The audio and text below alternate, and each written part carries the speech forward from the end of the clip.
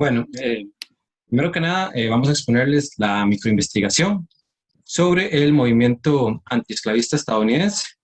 Yo soy Raúl Macís y mis compañeros son Manuel Leitón, Antonio Ramírez y Francesco. Para iniciar, pues quisiera partir, ya que estuvimos hablando en la sesión anterior como de ladrones, con una cita de uno de los personajes como fundamentales, que es más adelante lo vamos a tratar un poco, Frederick Douglass. Y él dice que, le cito, me presento esta noche ante ustedes como un ladrón y dice que le robé esta cabeza, estos miembros y este cuerpo a mi amo y huí con ellos. Ok, entonces vamos a pasar a hacer una pues, breve revisión de lo que sería un preámbulo introductorio a la época que consideramos bastante importante. Lo primero que nada es que, bueno, la historia de la esclavitud es una historia marcada por sangre y sufrimiento, ¿verdad? Para millones de seres humanos y sometidos a prácticas inhumanas desde pues, tiempos ancestrales. Para el caso estadounidense, ¿verdad? Tomó mayor auge con la legalización de la esclavitud en 1654 y hasta su abolición en 1865. Y llegando a ver, ¿verdad?, hasta un tercio de la población en los estados sureños en situación de esclavitud, ¿verdad?, hasta 4 millones de esclavos en la época. ¿Verdad? Esta delimitación que hicimos, ¿verdad?, fue en torno a la investigación, que era como la época que nos tocaba, y tomando la potestad de describir como algunos hechos históricos que se narran en esta temporalidad. Y bajo esta lógica, ¿verdad?, queremos exponer como el espíritu del movimiento abolicionista, que ponían, ¿verdad?, a toda lógica esclavista, que proponían como los estados más del sur de Estados Unidos, ¿verdad? Estos grupos esclavistas proponían una serie como de argumentaciones que rompían toda lógica como de la libertad que se promulgaba en la declaración pues, la declaración de la independencia, puesto que dichas argumentaciones pues generaban una especie de vacío de sentido óntico porque se despersonalizaba como a un grupo o una raza, que se le robaba toda concepción de ser concebidos como población. Y esto, ¿verdad?, termina contradiciendo la lógica de la Declaración de la Independencia de 1776, que era la que rompía con ciertas ideas opresoras, que afirmaba esta declaración que todo ser humano nacía libre, igual y con derecho a la felicidad, ¿verdad? Cosa que se rompe con las cuestiones de la esclavitud. Ahora aquí es un elemento central, ¿verdad?, que queremos proponer es que estos movimientos abolicionistas pues tienen sus orígenes en 1830, vienen acompañados de un movimiento que ocupa un papel fundamental y es el movimiento del despertar religioso.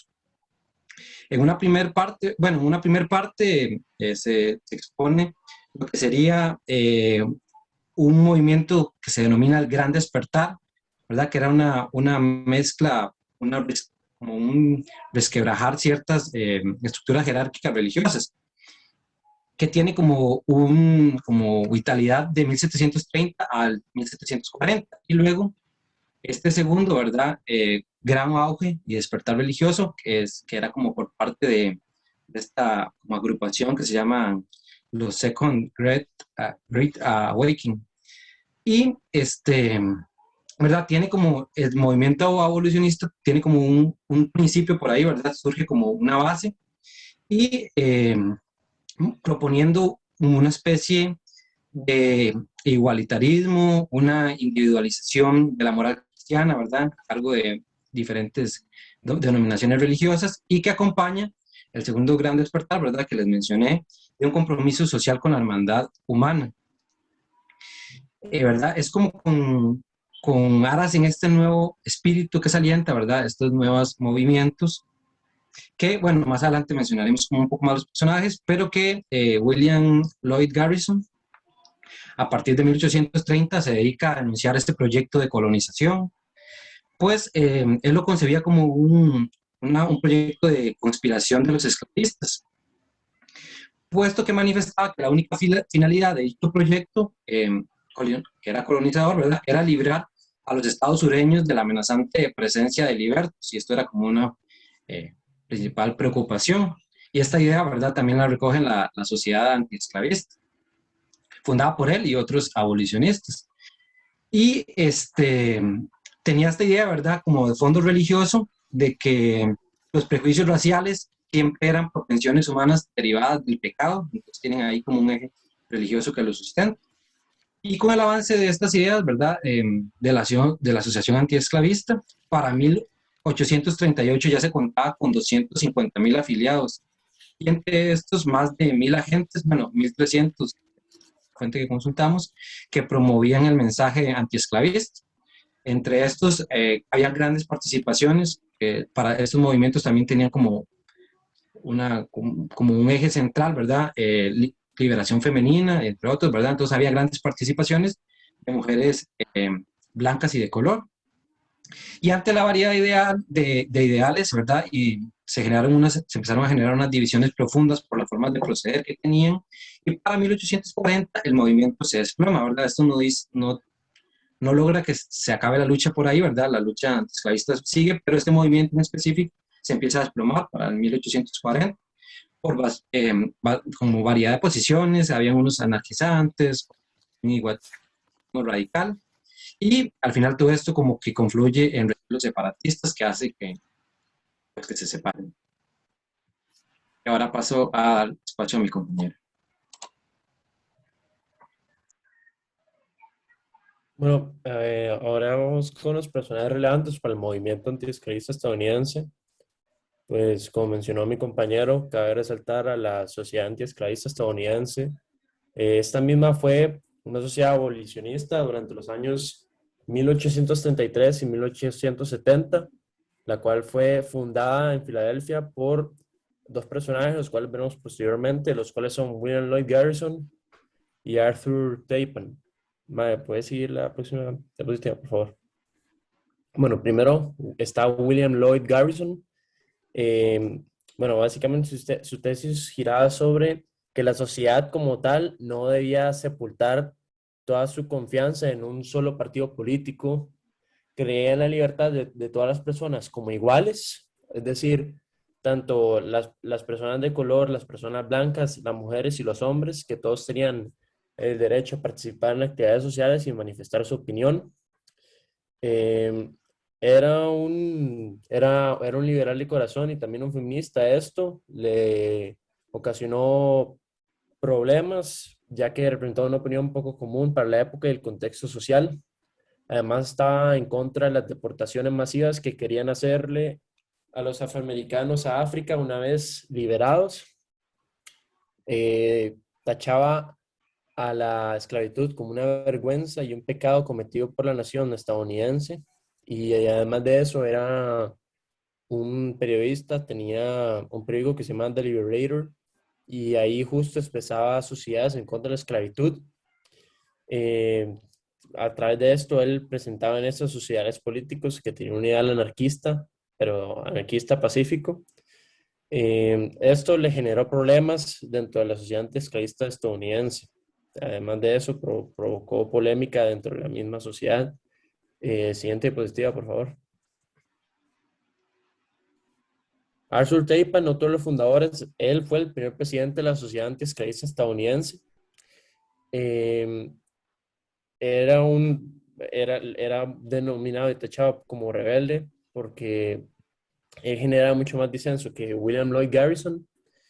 Los gobiernos del sur lo detestaban, incluso ofrecieron recompensas dinerarias por su cabeza. Él buscaba y alegaba que se necesitaba un nuevo gobierno, el cual no fuera opresor y prohibiera la esclavitud desde el inicio. Consideraba la Constitución norteamericana ilegal desde su perspectiva porque le negaba a las personas de color el derecho a la libertad, el cual está escrito en la Constitución, pero en la práctica no aplicaba para las personas de color. Este personaje de Arthur Tappan veía a las personas de color como iguales ante los blancos, es decir, que no le quería otorgar derechos, pero siempre reconociéndolos como menos. Él quería una verdadera igualdad. exclamaba que el racismo surgía tanto de la ignorancia como de la miseria y que se subestimaban las virtudes de todas las personas, lo cual colaboraba a la infamia del país y contaminaba a las ciudades. Sí, la siguiente, por favor. Otro personaje importante es Frederick Douglass, el cual fue un esclavo y compró su propia libertad. Escribió varios libros, incluyendo autobiografías, donde expuso su vivencia en la esclavitud. Esto lo hizo víctima de abucheos, críticas, violencia y burlas del espectro público.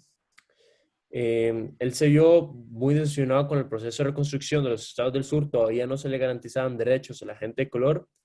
Y su tesis giraba sobre que cuando el hombre no era esclavo ni era sometido a tratos crueles, era más eficaz a la hora de trabajar.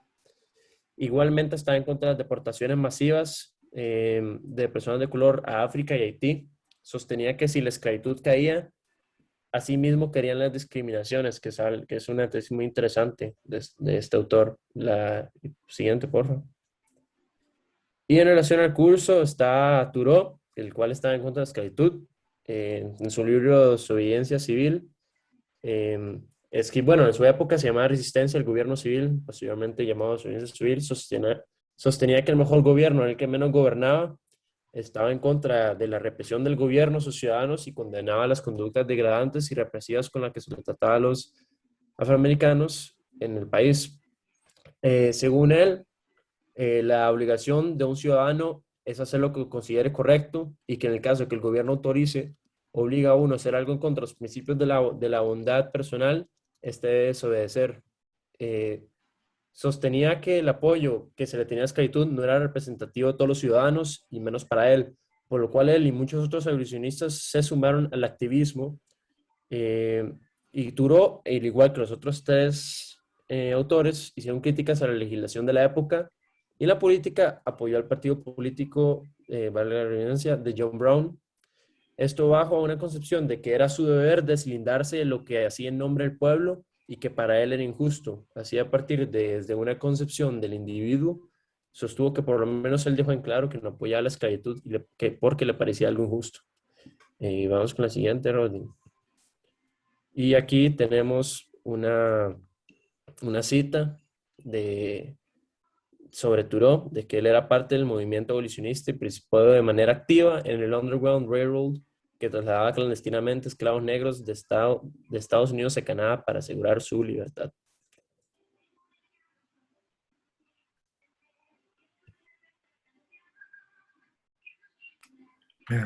Bueno, ahora voy a continuar con, bueno, cómo se vivía durante estas épocas, ¿verdad?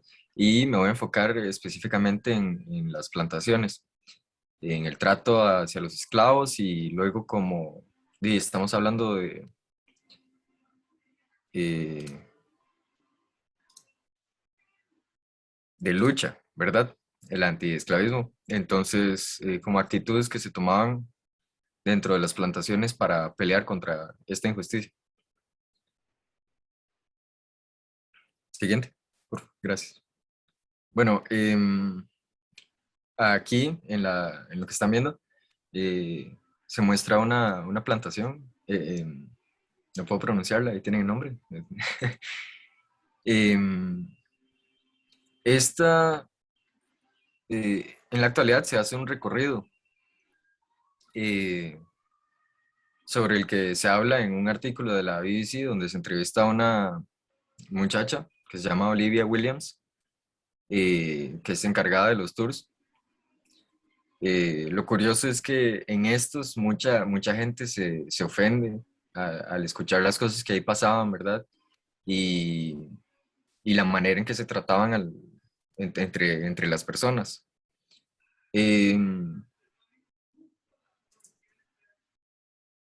Bueno, con respecto al pasado, eh, los dueños de las plantaciones solían hacer subastas de esclavos y también los trataban casi como una especie de ganado, ya que juntaban esclavos para producir más. Es decir, un chiquito podía empezar su labor a los 4 años. Em, También, y debido a esto, se separaban familias en este proceso de subasta.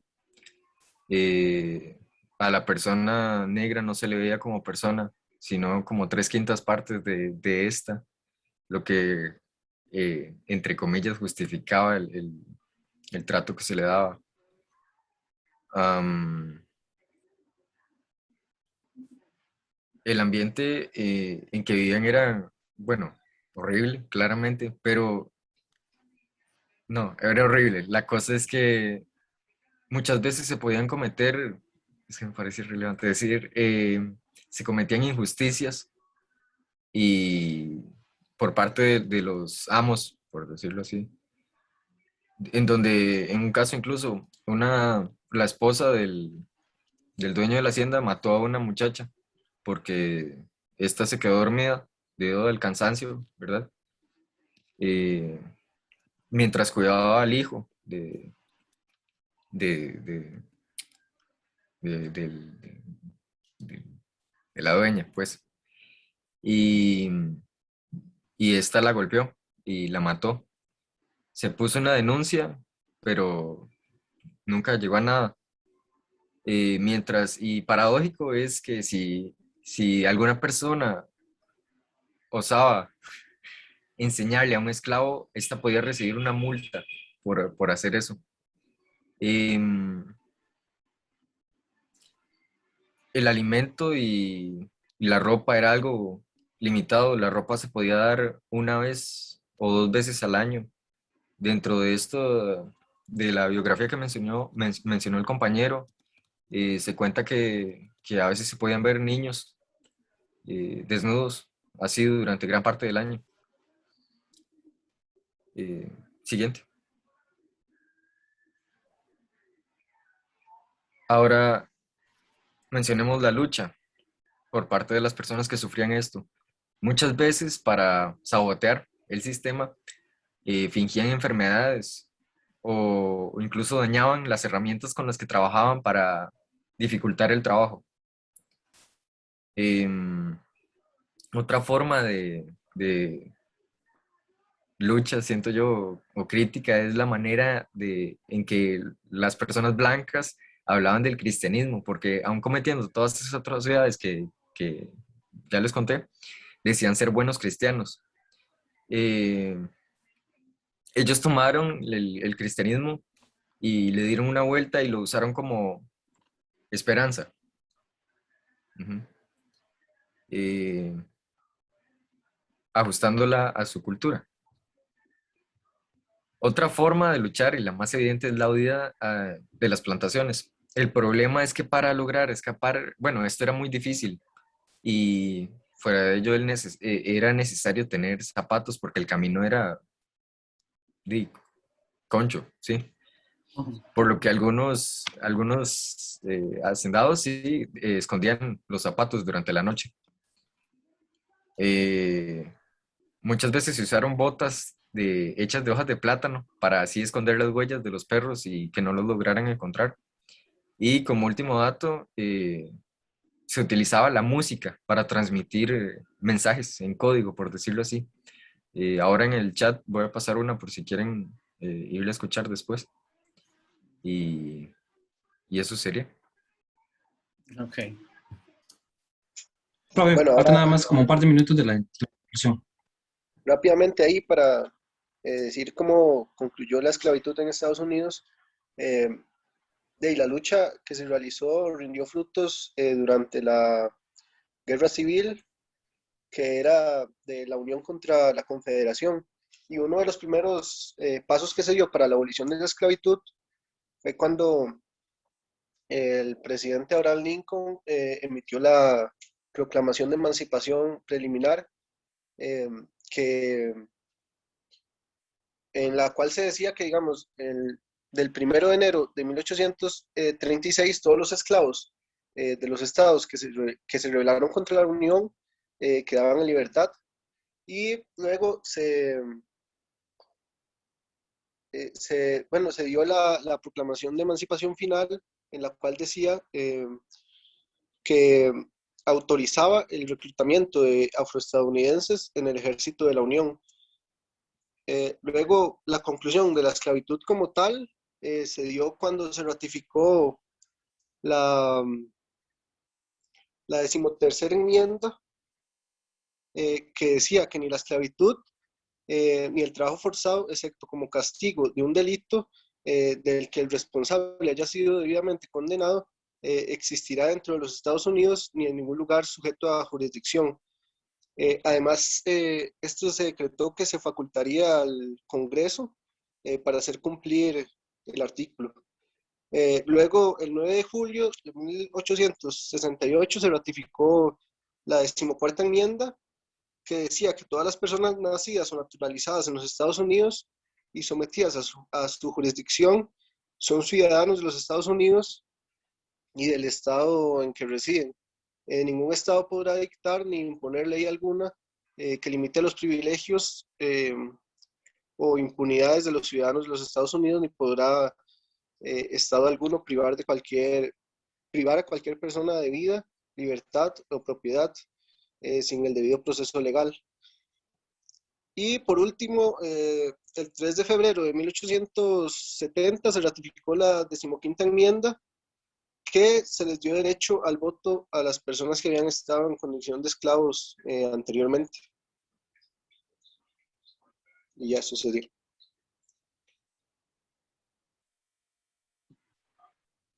Bien, yo quería meter la cuchara con unos cuantos datos. Uno ya lo había dado en el curso, y es que Estados Unidos, Rowling daba un dato de que más o menos un tercio de las personas que viven en los estados sureños estaban en condición de esclavitud. Estados Unidos fue muy fructífero en algo que también decía Antonio, que es que los esclavos fueron sometidos al procesamiento en granjas. Estados Unidos no fue el mayor importador de esclavos, digamos, no fue el mayor comprador de esclavos. Sin embargo, fue muy eficiente, esto es lo que ya he dicho, pero creo que vale la pena repetirlo en este momento, fue muy eficiente en la reproducción de esclavos, a sabiendas además de que el producto de un cuerpo en esclavitud, entiéndase, lo que salga del cuerpo de una esclava es considerado esclavo, ¿verdad? Independientemente si eran hijos de dos esclavos o hijos de blancos y esclavos, ¿verdad? Que también pasaba mucho que muchos de los tenedores de esclavos también tuvieron muchos hijos con sus esclavas a partir incluso de violaciones, ¿verdad? Como ya lo mencionaban, esto es terrible. Luego, otro dato que es interesante, es tristísimo, ¿ya? Es que una vez que se emancipan los esclavos, una vez que se liberan los esclavos, el cinismo con el que las instituciones los tratan es más o menos el siguiente. Básicamente a los esclavos se les decía, ok, usted quería su libertad, ahora es libre, vaya y ve a ver qué hacen, ¿verdad? Entonces, hubo un sistema, hubo sistemáticamente personas que quedaron en la situación en una situación que en cierto sentido era más precaria que la situación de estar en una hacienda. ¿Por qué? Porque ahora ya no tenían ningún lugar a donde refugiarse, ya no tenían un techo, ya no tenían alimentación por parte de ningún dueño. Y básicamente lo que les decían es, bueno, ya ustedes son libres, vayan a ver a dónde trabajan, vean a ver qué producen. Personas que tenían muy poca educación, lo único que sabían era trabajar en los trabajos que les habían encargado durante toda la vida. Pero, ¿quién les iba a dar trabajo? Nadie, muy poca gente les quería dar trabajo, muy poca gente les quería o ceder, o vender tierra. Entonces, de alguna manera es la situación esta de que estaban mejor cuando estaban peor. O sea, salieron de la esclavitud que era institucionalmente un lugar a donde se les reconocía un espacio, ¿verdad? A la libertad, que lo situaba en un no lugar social, porque eran personas ahora libres que no tenían cómo ingresar a las posibilidades de acción, básicamente. Y tengo a Francesco y permítanme, a Francesco y a Josué con la mano levantada. Entonces, Francesco, adelante.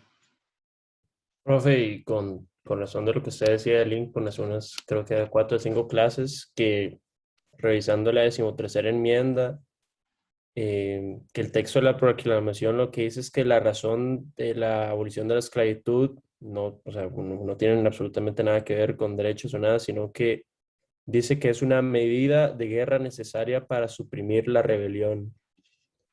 Y bueno, como mencioné anteriormente, lo que Lincoln quería hacer con todos los que eran esclavos, bueno, que eso fue lo que Frederick Douglass más refutó y que al final no se logró hacer de manera, era que él quería deportar a casi todos los esclavos a Guyana, a Belice, a Haití y a Liberia, para no tenerlos en Estados Unidos.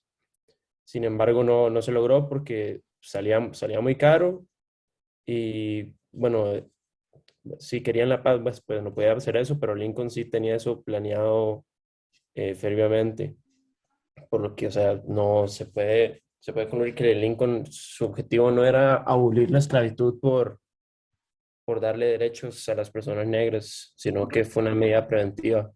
Sí, no era por razones humanitarias, precisamente, digamos. Sí, sí, además, el problema de trasladar de nuevo bueno, no trasladar de nuevo, muchas de las personas que estaban en esclavitud en Estados Unidos no eran originarias ya de África, habían nacido en América, ¿no?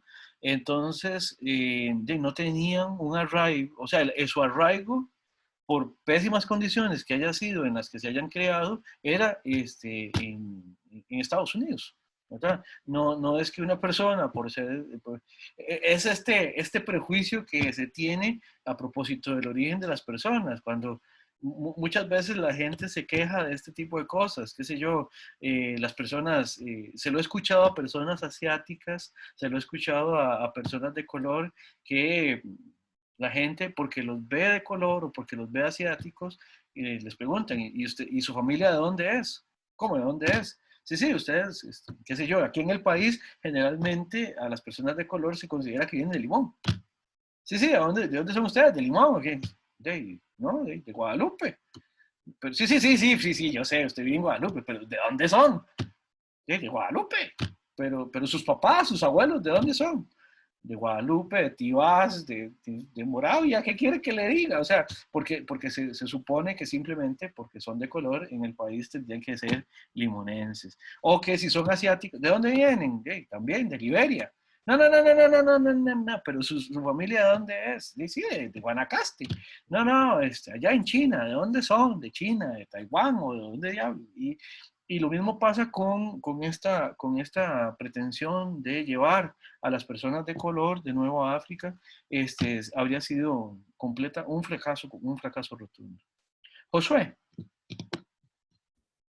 Eh, una pregunta y un dato nada más, que con Liberia sí se llevaron varios ex esclavos ahí, principalmente mulatos, creo.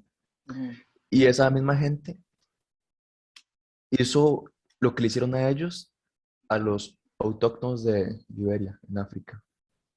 Entonces, bueno, no sé si era el siglo pasado, no, en los 90 por ahí, hubo una guerra civil fuertísima porque, por lo mismo, por las situaciones a las que los sometieron.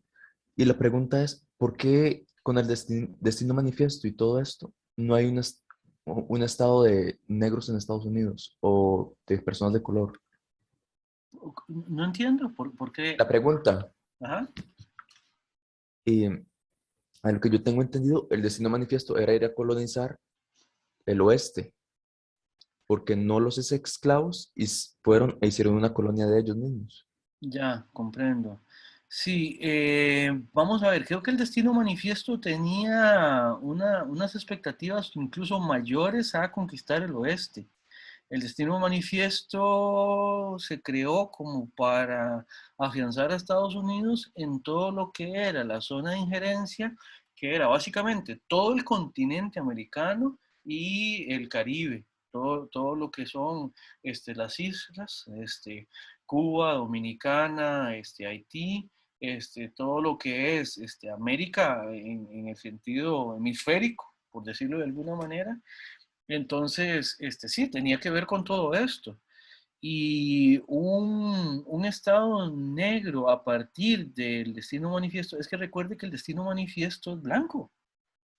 El Destino Manifiesto es una pretensión explicativa, pero básicamente de lo que se trata es que, bueno, pues, sitúa a Estados Unidos, a esta idea de Estados Unidos, como un centro civilizatorio, precisamente porque son evidentemente escogidos, un pueblo escogido, es de nuevo la noción de pueblo escogido. Pero estoy casi seguro, no tengo el dato, pero estoy casi seguro de que el perfil del Estados Unidos que hay detrás del Destino Manifiesto es blanco, no negro. Entonces, por eso no habría tenido sentido que crearan un Estado para las personas de color. Porque además, en caso de poder seguir conquistando hacia los territorios de que no tenían en ese momento, pues obviamente las ideas que había en ese momento tenderían a pensar que quienes son los mejores adjudicatarios de las tierras conquistadas son los blancos. Y por supuesto que las personas de color habrían entrado ahí en bastante desventaja. Eso por ese lado. Y luego, a propósito del comentario de las personas que se fueron para Liberia y que también hubo conflictos ahí. Sí, hay otra cosa que hay que entender. África no era un territorio con una población homogénea. Había grupos también en África que tenían pugnas entre sí. Una de las estrategias que utilizaron en Estados Unidos, esto lo dijeron en una microinvestigación anterior, una de las estrategias que tenían era que separaban a las personas de los lotes en los que venían, precisamente para que no tuvieran más contacto con aquellos que pertenecían a su mismo grupo. Y muchas veces también mezclaban grupos que eran antagonistas precisamente para desestabilizar desde el interior a la población, a la población en esclavitud. Y por eso es que también sucede que en devolviendo personas, digamos, a África, en el caso de devolverlas, o en mandando personas nacidas en Estados Unidos a África, lo que están generando era un conflicto pero enorme, ¿verdad? Entonces tiene que ver con eso también.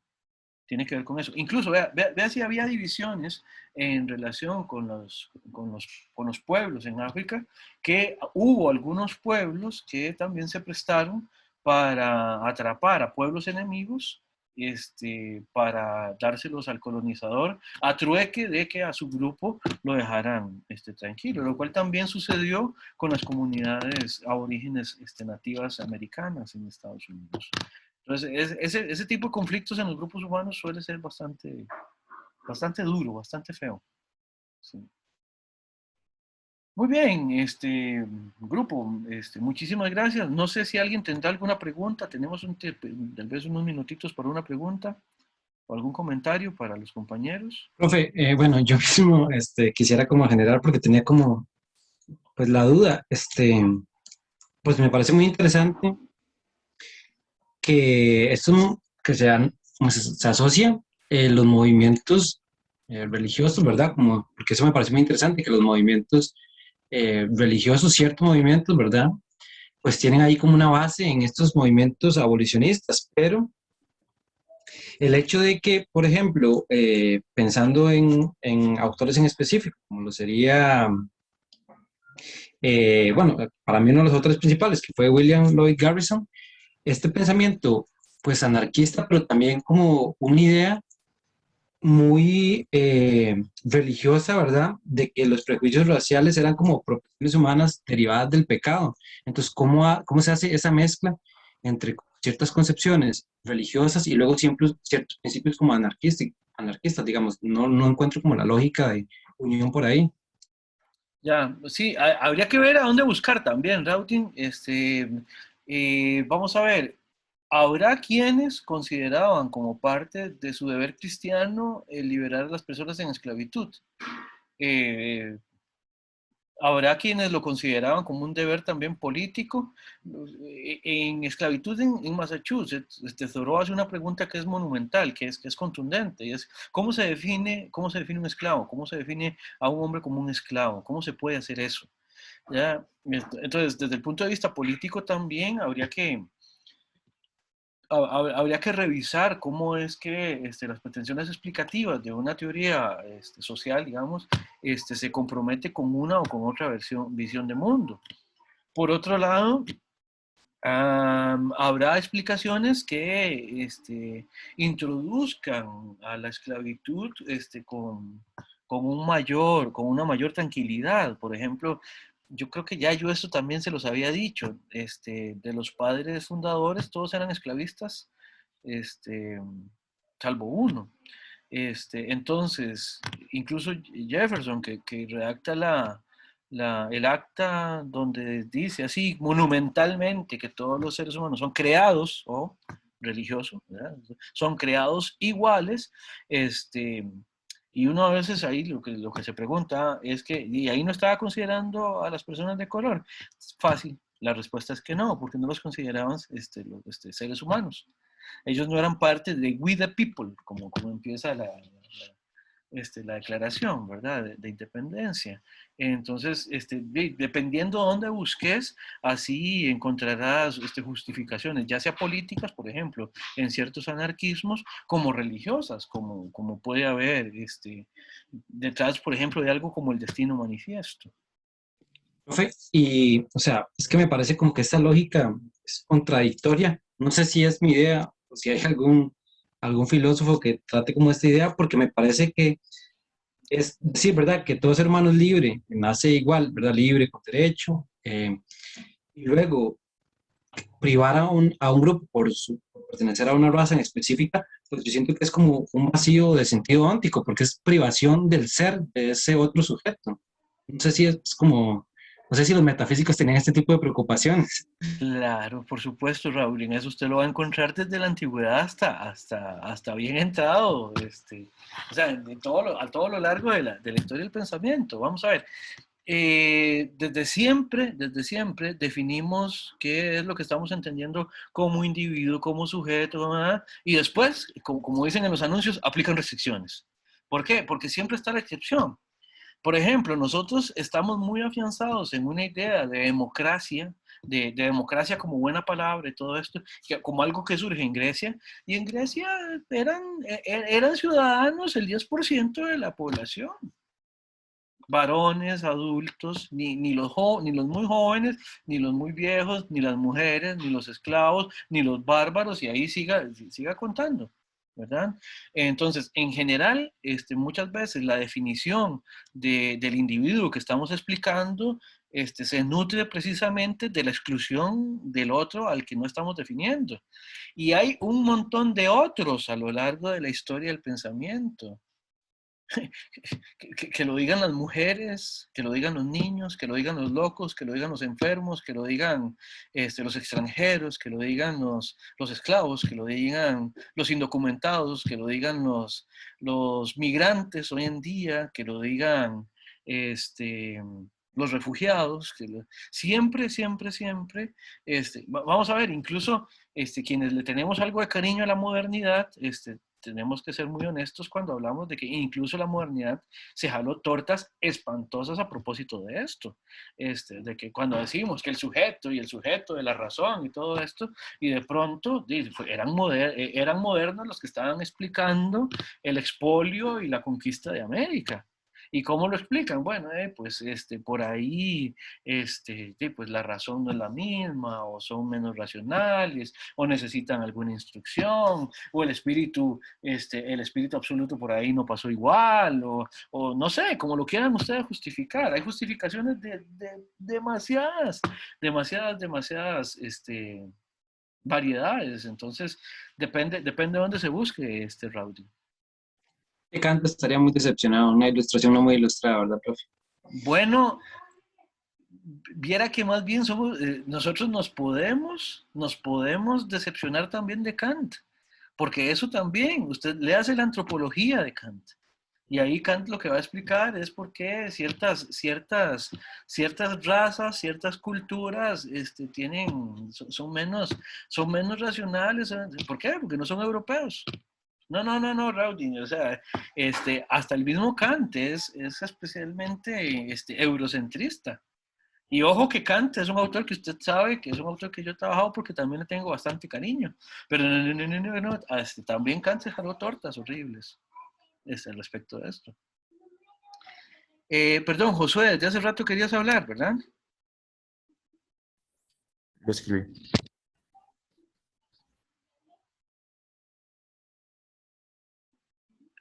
Ok, Josué. El profe dijo que lo escribió en el chat. Ah, ok, perdón, permítame Creo. para ver. Ok.